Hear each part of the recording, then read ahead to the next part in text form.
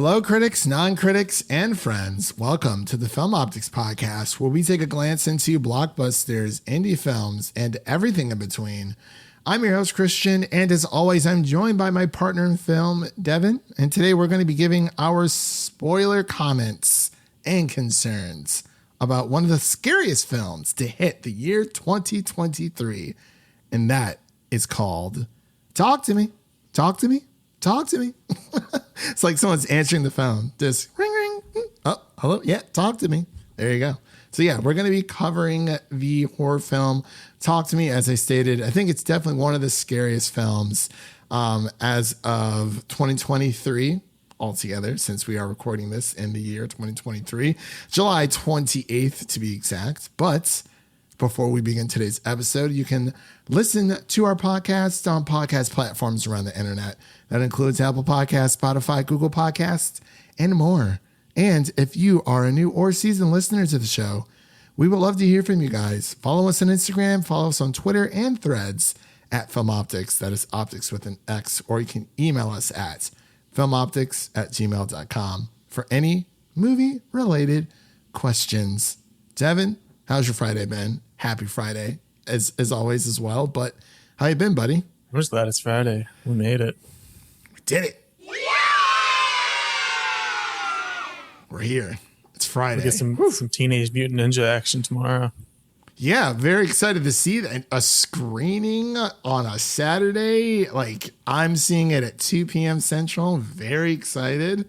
I haven't consumed a lot of TMNT in my life.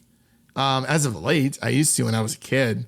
The 2003 show was probably like my first real introduction to the Turtles. But yeah, I'm very excited for that. But have you been watching anything outside of Talk to Me? You've been catching up on any TV shows as of late? Watching some Star Wars Rebels, getting prepared for some Ahsoka later on? Actually, it was just before you got here and we started recording. I was playing some Ratchet and Clank, getting into that one. How do you like it so far? It's pretty fun. Nice little adventure. Yeah, it's a great game. I platinumed it on PlayStation 5 about 2 years ago. And I don't know what it is about Insomniac games, but they're very fun to complete, like 100% those games. Like I do feel like I'm missing out. Like maybe I should watch that weird movie that they came out with like 5 years ago. You don't have to. It's nothing real. It's because they keep showing characters and I'm like, okay, who's this? The movie it's weird because the movie is an adaptation of the very first Ratchet and Clank game. So it's like, I mean, it's fine. I don't know where it's streaming at because Sony doesn't have a streaming service. But it's not bad. I mean, if you're going to watch it, definitely watch it. I could do without it because, I mean, I'm just a Ratchet and Clank fan without it. But if you've never... This is your first Ratchet and Clank game ever? Or is it... I've definitely played before, but I was more of a Jack and Daxter guy, as you may know. Oh, yeah. Yeah, Jack and Daxter was fantastic.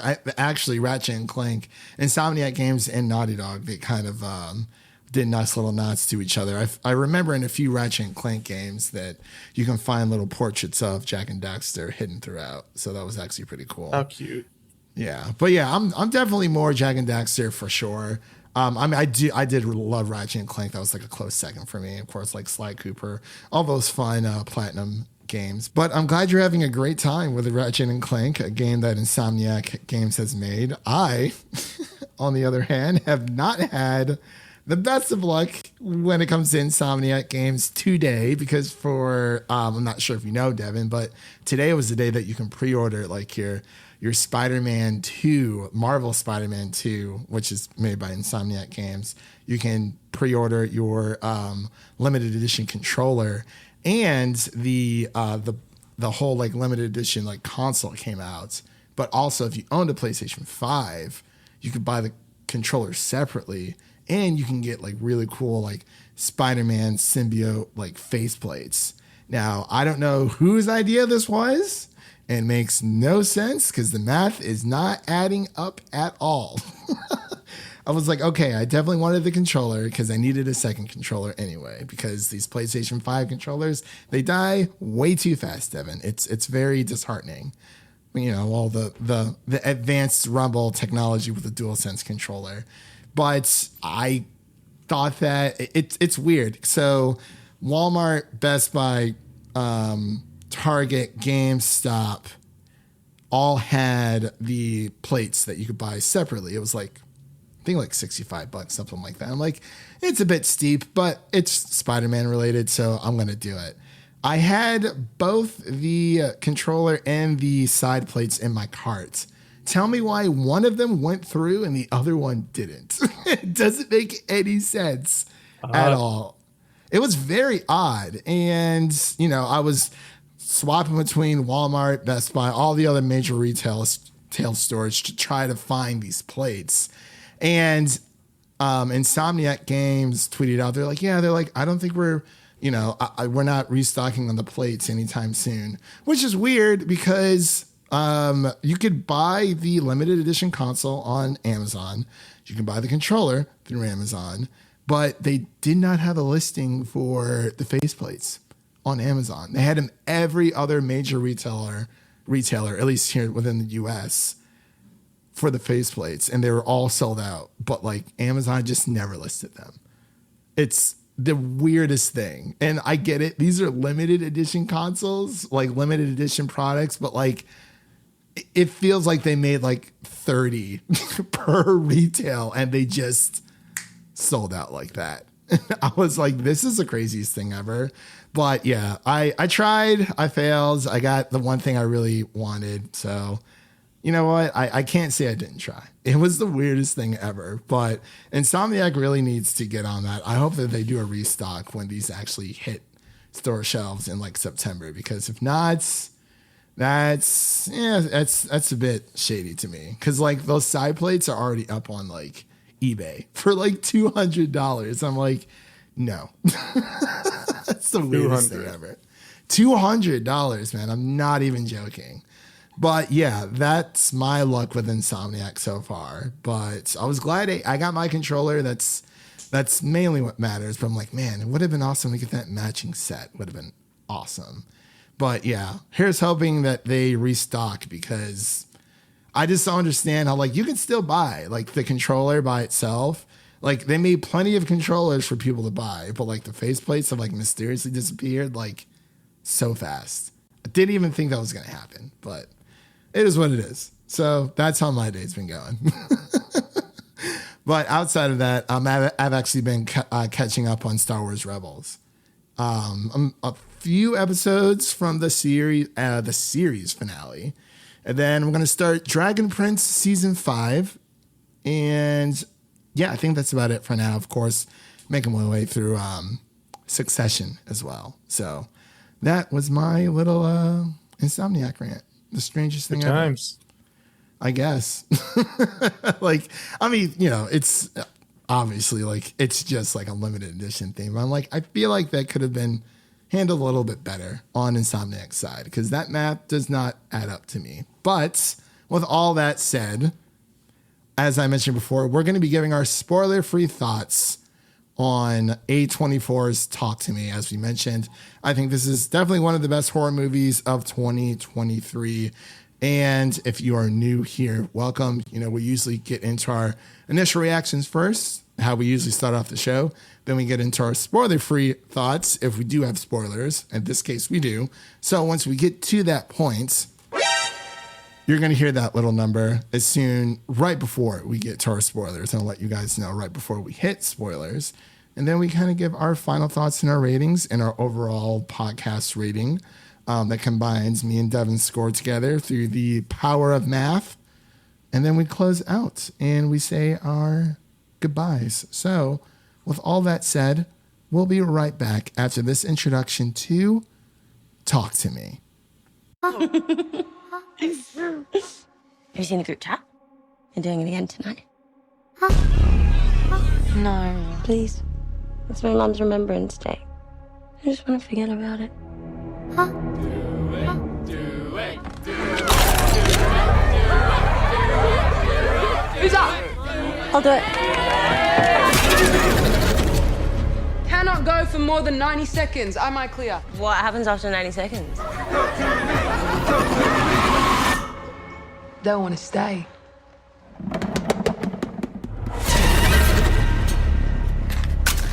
Light the candle to open the door. Blow it out to close it. Put your hand on it. Now say, talk to me.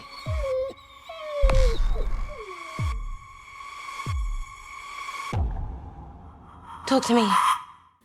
And we are back. You just heard a little snippet of the movie Talk to Me. This movie is directed by Danny and Michael Philippou.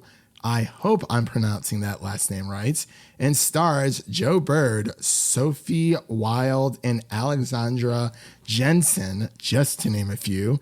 And the story is as follows. When a group of friends discover how to conjure spirits using an embalmed hand, they become hooked on the new thrill until one of them goes too far and unleashes terrifying supernatural forces.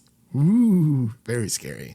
But yes, as people may know, we like to cover horror movies on this show from time to time. Not all of them, but this one was definitely worth talking about because it's pretty interesting, has a very interesting message as well. I don't know if you want to call this elevated horror or not, Devin, but you know, I feel like it has a little bit of everything for everyone. But I'm going to pass it over to Devin so he can give his initial thoughts on Talk to Me. Yes, I'm going to talk to you, and then you'll talk to me, and then we'll all be talking to each other using a mysterious spirit hand, whatever you want to call it. But yeah, going into this one, we knew this was A24, so you know there's going to be definitely an increase in quality overall for the most part, and then there's going to be some wild craziness for the most part. Like it's usually how it goes for A24 horror. Like if you want to call it elevated horror, you can, but that's up to you at the end of the day.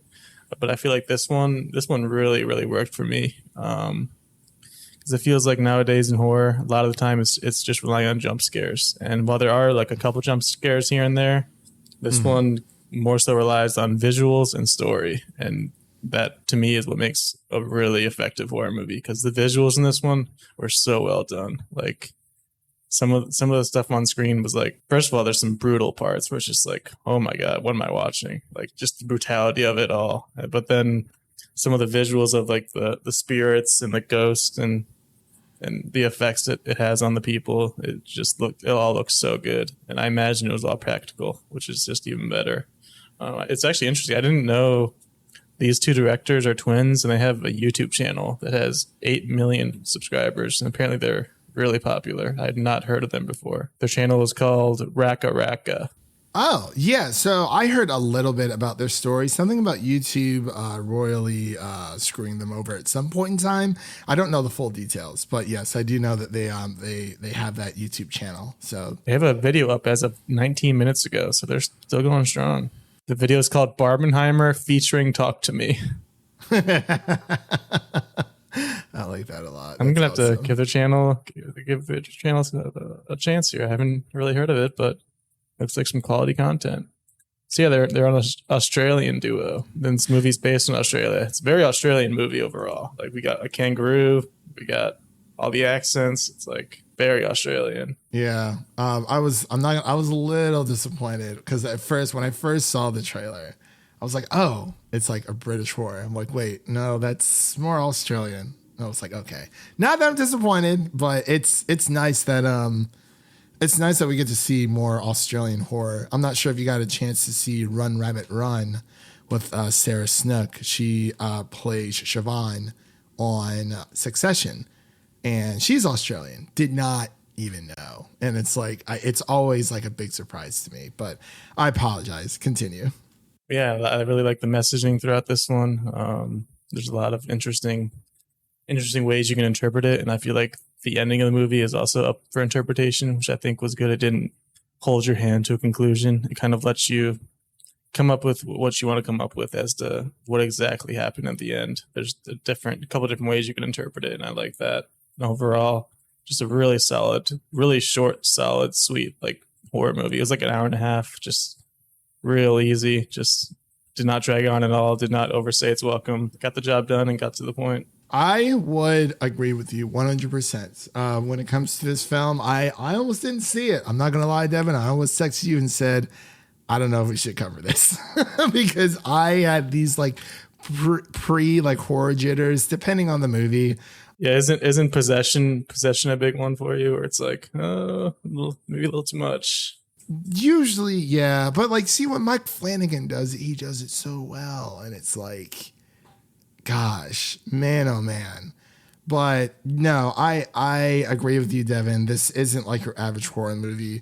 Usually, when it comes to horror movies, I think what really drives me to watch them is the story. And I think this movie has a very interesting story altogether. And it is, more of like original horror film. Obviously it deals with possession, but that's just how it is when it comes to horror movies. But there's the right way to do possession, like this movie or even Evil Dead Rise.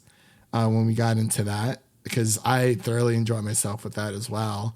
And then you have like the weird possession movies like The Pope's Exorcist, where it's like, I feel like I've seen this movie so many times. And then like all the nun movies where, oh, the nun's possessed. And I'm like, I feel like this same movie comes out like every 4 to 5 years. Did you get the trailers for the Nun 2 and the new Exorcist that are coming out?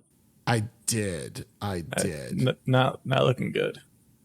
For either or. Yeah. I do not have an input because I've never seen The Nun. I've never watched The Exorcism of Emily Rose altogether, that Exorcist movie. But yeah, it was cool to hear the theme at least, because I do like the piano theme with that. It's pretty cool the way that they kind of throw it in there. But yeah, I probably won't be watching either of those. For sure. But for Talk to Me, when it comes to this film, I didn't really know what to expect. I think I only watched the trailer like maybe once, but I was interested to see where the story was going to go. It has a few small little jump scares here or there, but it's not even about the jump scares. And this film doesn't rely itself on jump scares. It's more about the inner psyche of Sophie Wilde's character. And her name, Mia, where, she lost her mom a few years ago. She's still dealing with her grief over that, hasn't really necessarily overcome it. And, she doesn't really quite fit in when it comes to school, her schoolmates. But her best friend, Jade, Jade's like her best friend, really like her only friend. And of course, Jade's brother, named, oh my gosh, Riley. Riley was a really great character. And I liked the dynamic of Riley, Jade, and Mia. Where, yeah, it's a classic dynamic of like you have an older sister and then she has a friend and you guys all just kind of become friends, like little brother. Yeah, a little brother relationship. Mia doesn't get along with her dad all that well ever since her mom passed away.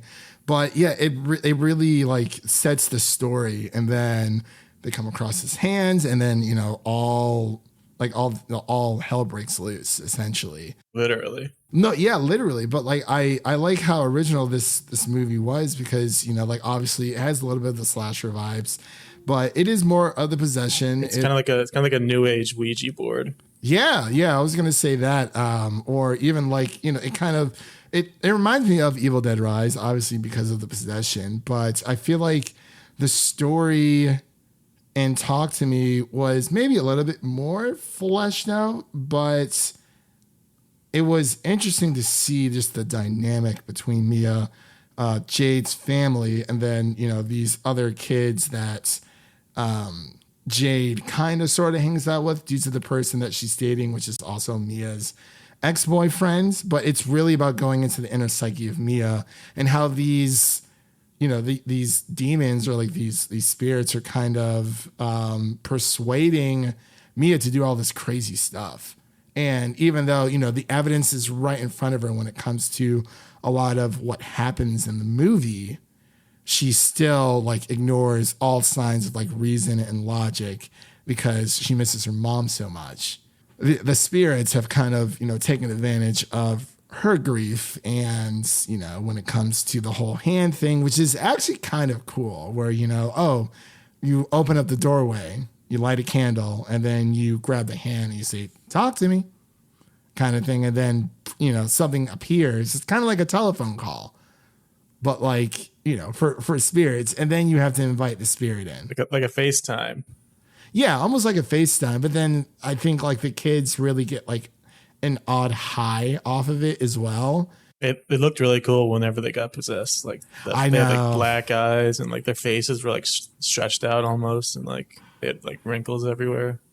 It reminded me of Mantis when she kind of takes over someone's like, mind. Well, her eyes get like these. They're like super dilated, and it's like, whoa, it's super crazy.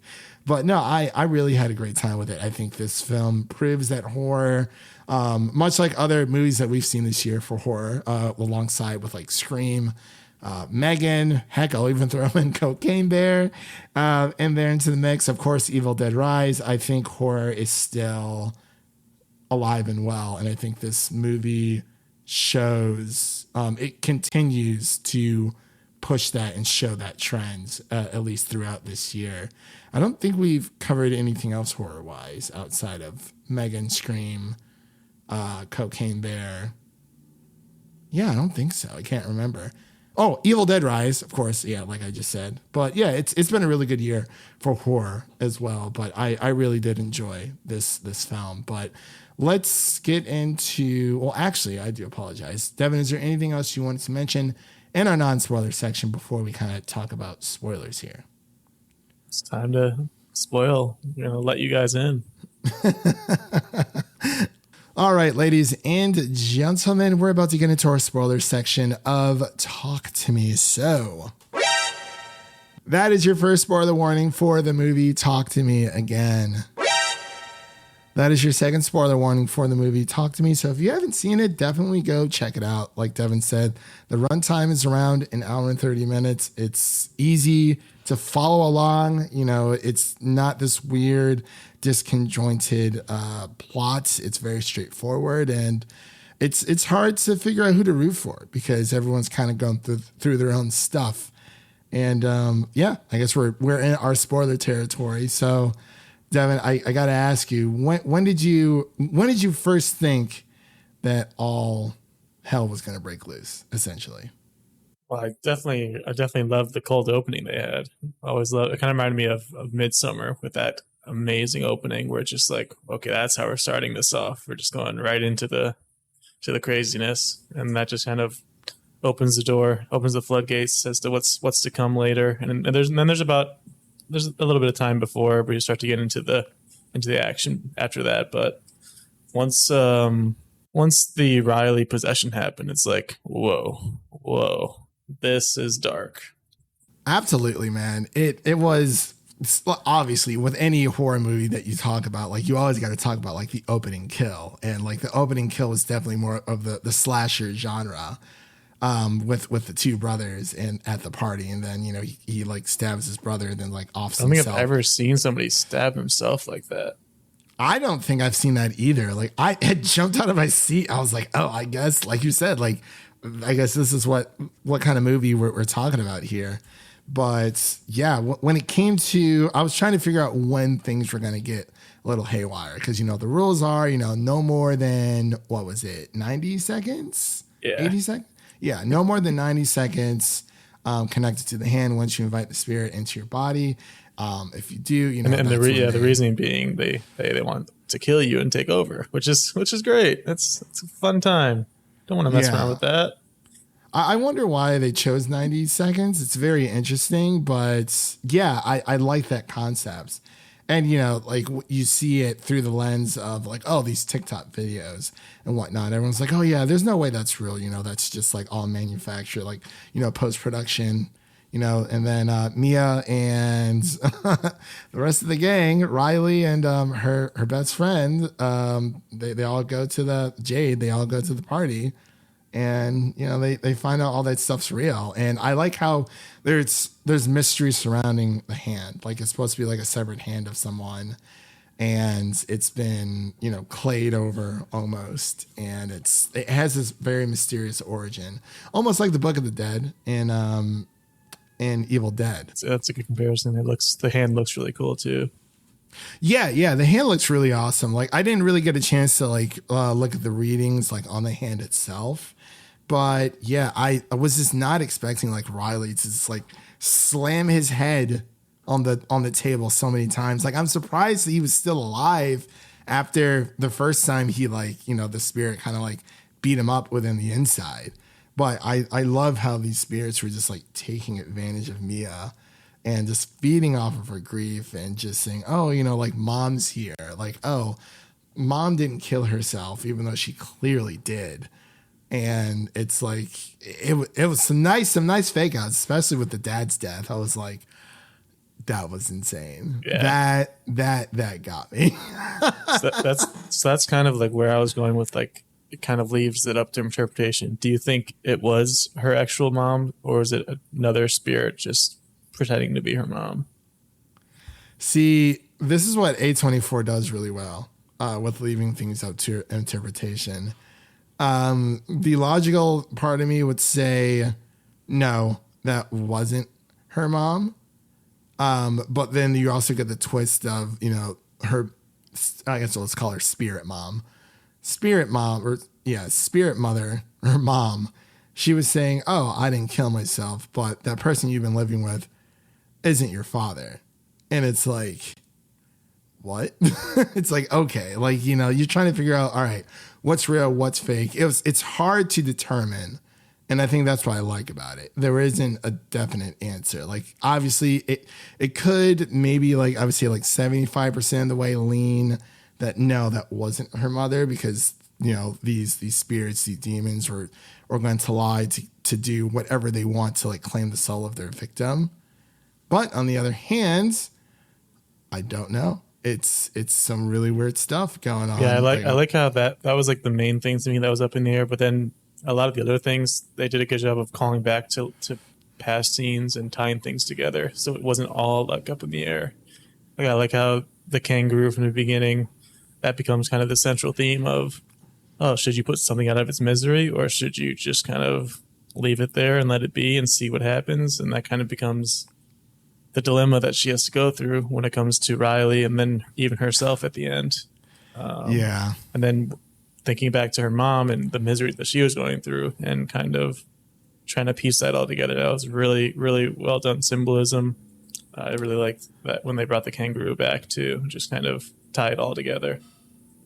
That is a really good analogy, and that's a good way of looking at it. And I like how you're able to kind of piece that together, because, when we see Riley, he's starting to recover finally. And when Mia has the scissors and she's like, oh, like, I have to put him out of his misery because he's suffering.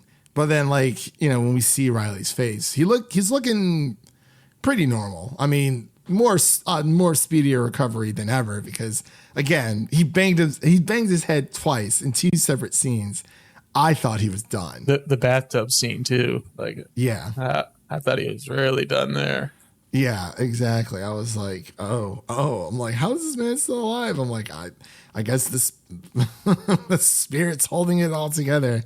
But yeah, and it's kind of up to interpretation of, was Riley really recovering? I mean, visually it looked like he was, but I think it was just the fact that, Mia was just so far gone and so hell-bent on seeing her mother again because she didn't get the full story from her father. And then that kind of, shows the desperation of her trying to reconnect with her mother. And just, I don't know. I don't know what was real. I don't know what was fake, but they did a great job of keeping it ambiguous. And I think my favorite part actually was earlier on when she's talking to Riley, because he can't sleep and they're just kind of hanging out. She mentions that her nightmare that she has is looking into a mirror and seeing nothing, like, in the reflection. And then later on, after she jumps into ongoing traffic and then she goes to the hospital, we see the mirror and there's nothing there. And that's just her nightmare becoming real, and she is no longer on this earth. Just confirming that I thought that was really cool. Yeah, confirming that she actually did die. And it's like you said, it's cool that, we open up the door and that, we can let them into our world, but we never thought that they can let us into theirs.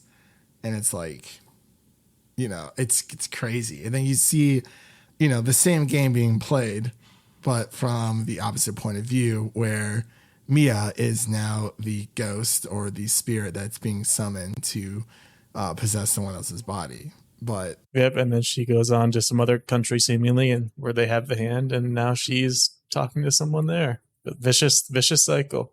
It's also up in the air whether Riley even ever recovered, because we never got a good glimpse of him after that. Because it's like they showed in the other world where he was being held down, and just that was an insane scene. There was just so much happening.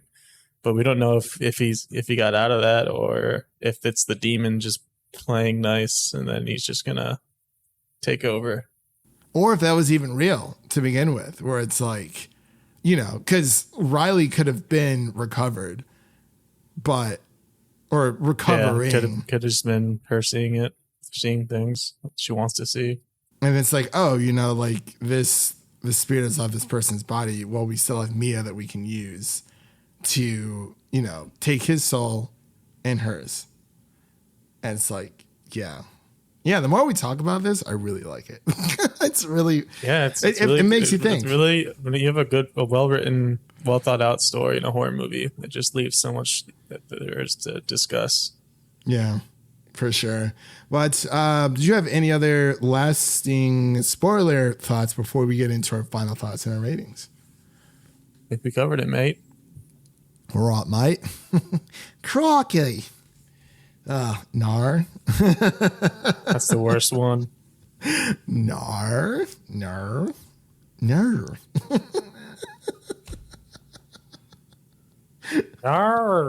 But like when people, I hear it, it's so weird. Anyway, all right, let's get into our final thoughts and our ratings here. So Devin, what are your final thoughts and ratings for Talk to Me? Yeah, honestly, didn't really have many issues with it. If anything, I kind of wish we got a little bit more, just because I was enjoying the story so much. But I do understand that they kept it nice and concise, and it's a nice, well-rounded story. So I do appreciate them for that. But I'd probably give it a score of like 88. Like, it's really good horror movie. Yeah, I would agree with you there.